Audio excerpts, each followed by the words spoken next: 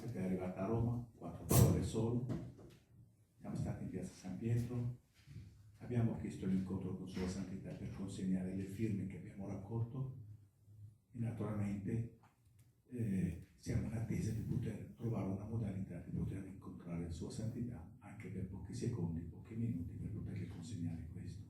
Ma non è finita qui, perché se ti impegni per qualcosa, ti impegni più avanti, non ti fermi a una tappa. A livello nazionale abbiamo portato, la staffetta è partita dalle Trescine della Vareto, da questa provincia, da questa comunità. A nome di tutti voi ho portato al Consiglio dei Governatori a livello nazionale chiedendo che il premio o riconoscimento di ambasciatori di pace diventi da distrettuale nostro anche nazionale. È stato approvato e adesso stiamo approvando il regolamento perché diventi nazionale. Speriamo a Torino di poter premiare e riconoscere questo premio a un cittadino o più di un cittadino italiano meritevole di questo riconoscimento per il loro impegno per la pace. Non è finita qui. Allo stesso Consiglio abbiamo chiesto di portare questa iniziativa e come delegato alle relazioni internazionali l'ho portata personalmente a Bordeaux al Forum Europeo dei Lions e lì è stata approvata all'unanimità di creare un gruppo di lavoro per la pace in mezzo al Forum Europeo dei Lions.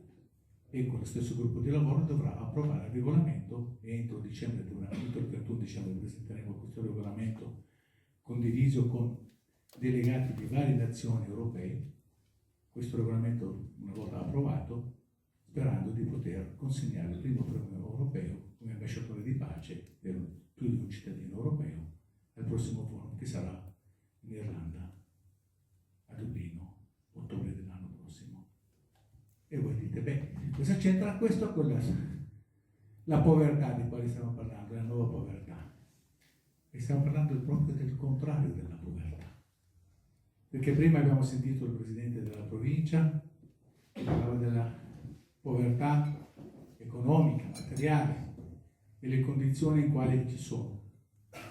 Poi abbiamo sentito anche l'assessore, poi abbiamo sentito Sua Eccellenza parlare della povertà morale, spirituale.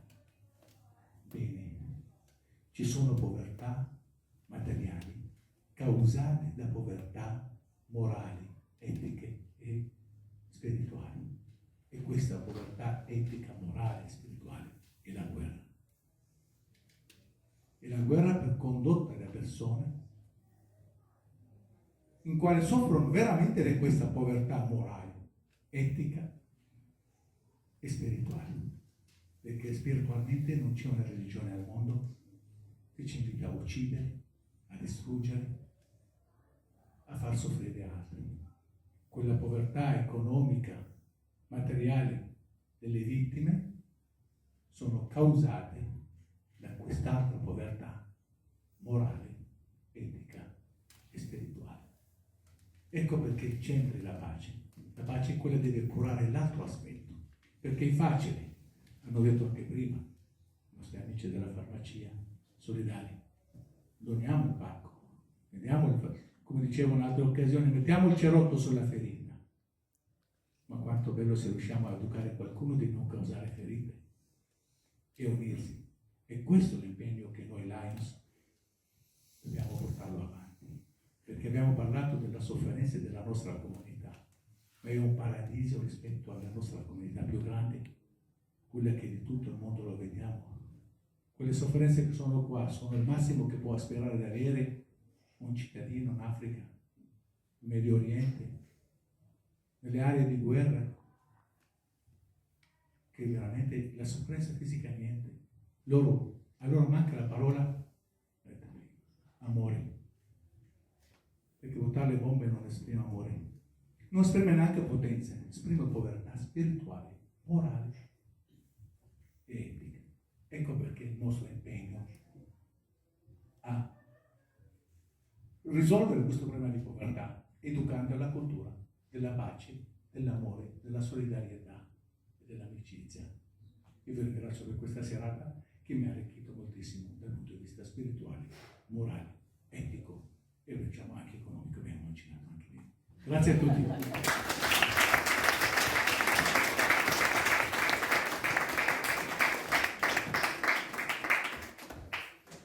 Se mi permette la Presidente, io il mio PIN, che lo porto orgogliosamente e lo dono a tutti quelli che lavorano per la pace e si combattono per la pace, a partire da Sua Eccellenza e anche l'assessore, se mi permette io il PIN lo posso consegnare.